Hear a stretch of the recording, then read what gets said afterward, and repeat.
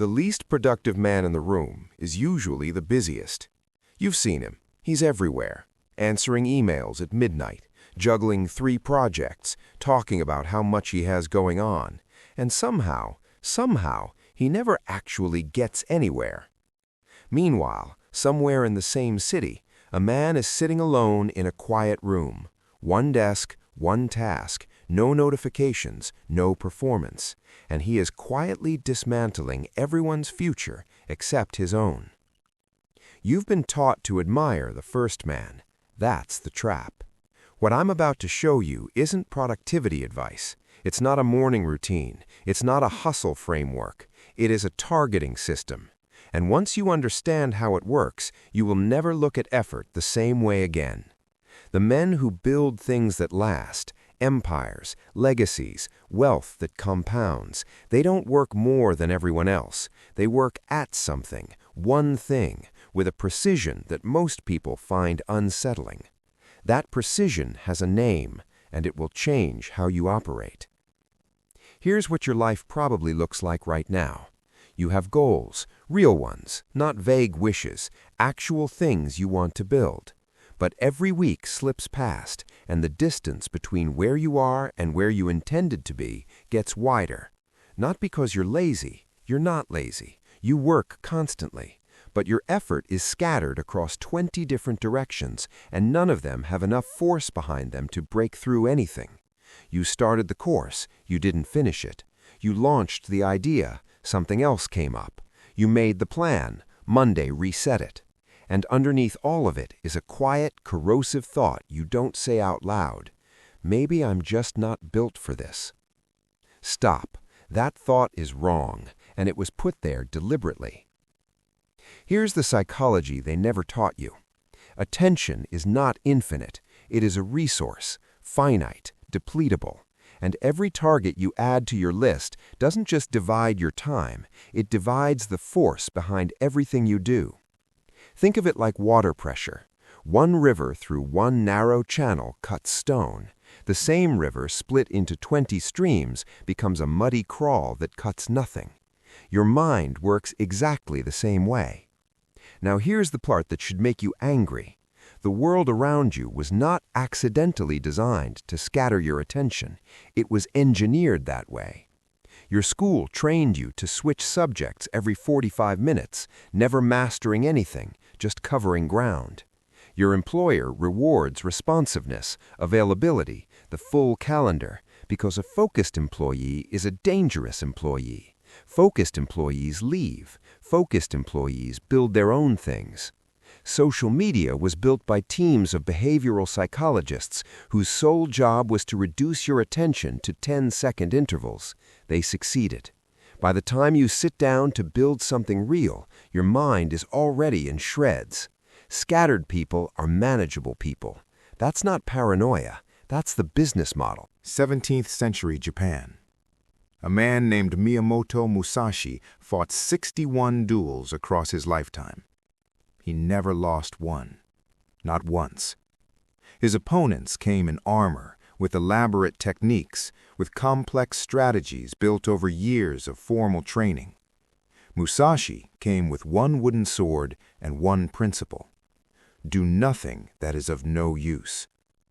He didn't train 10 styles, he perfected one movement, the single cut that ended the question before it could become a conversation.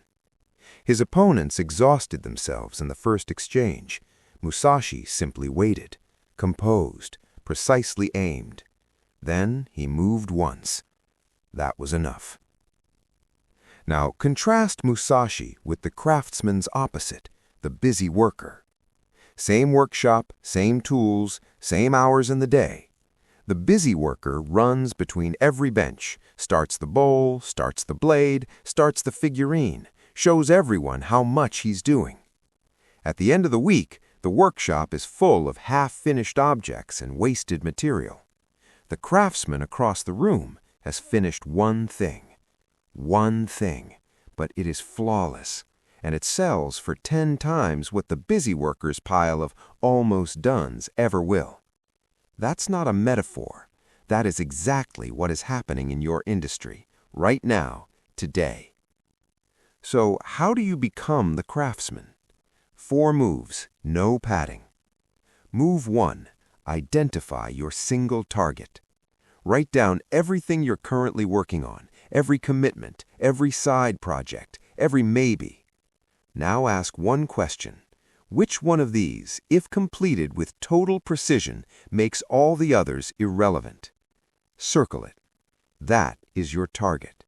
Everything else is noise pretending to be ambition. Move 2. Install the geometry. The craftsman doesn't just work on one thing. He structures everything around that one thing. Every decision you make runs through one filter now. Does this advance the form, or does it scratch the blade? A scratch on an almost finished blade destroys months of work. A conversation that pulls you away from your target isn't a small detraction, it's a scratch. Start treating it like one. Move 3. Weaponize refusal. The most powerful skill no one discusses. Before you say yes to anything, a meeting, a favor, a new opportunity that sounds exciting, wait 24 hours. Watch how many urgent requests dissolve before morning. The ones that remain deserve your attention. The rest were noise wearing the costume of importance. Your refusal is not coldness, it is architecture. Every no carves out more room for the one yes that matters. Move 4. Defend 1 hour of silence daily. Not 2 hours, not a life overhaul, 1 hour. Phone off, notifications dead, one task undivided. The quality of attention available in that state, what psychologists call deep work, what ancient traditions called mushin, is categorically different from distracted effort. In that state, a craftsman produces in 2 hours what a scattered mind cannot produce in 2 days. Guard that hour the way you would guard something irreplaceable, because you are protecting something irreplaceable. This knowledge is for protection, not for destruction. Use it to guard your attention, not to dismiss people, not to become cold, to become precise. There's a version of you that already knows this. You felt it, those rare hours when something consumed you so completely that the room disappeared and the work just moved. That wasn't luck. That was what you are capable of when the noise stopped. The world is full of men burning brightly and dying fast, pivoting every quarter, reinventing themselves for every trend, exhausting themselves in the first exchange. The focused man moves slowly, almost invisibly. Then, one day, he is simply there. He arrived while everyone was looking elsewhere. He didn't announce it. He didn't post about it. He just kept sharpening while others kept performing. The old you is dead.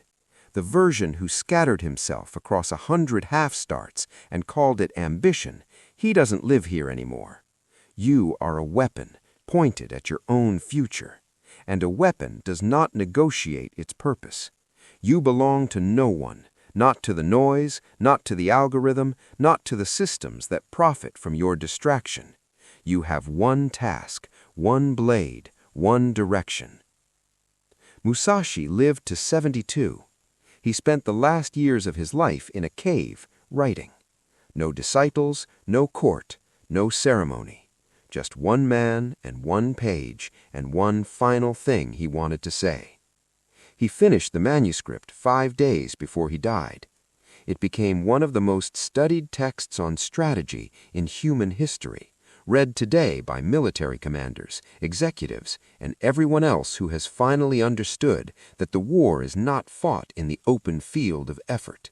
It is won in the quiet room, in the defended hour, in the refusal, in the single cut.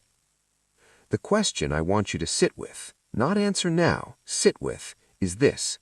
What is the one thing you have been refusing to commit to? And what exactly has been stopping you? Drop your answer in the comments, not for me, because the act of writing it out loud is the first move. If this reached something you didn't know needed reaching, you already know what to do next.